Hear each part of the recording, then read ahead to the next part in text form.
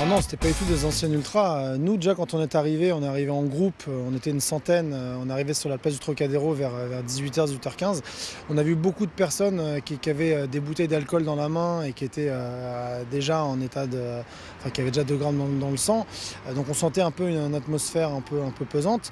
Nous, on s'est positionné sur un endroit de la place du Trocadéro, calmement. On avait des mégaphones, donc on pouvait lancer des chants. On a lancé des chants pour le PSG et aussi des chants pour la liberté des ultras comme on fait d'habitude, mais tout ça dans le calme.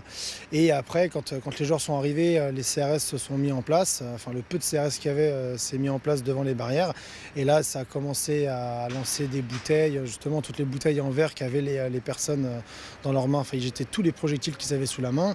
On a essayé d'appeler au calme avec justement les mégaphones qu'on avait.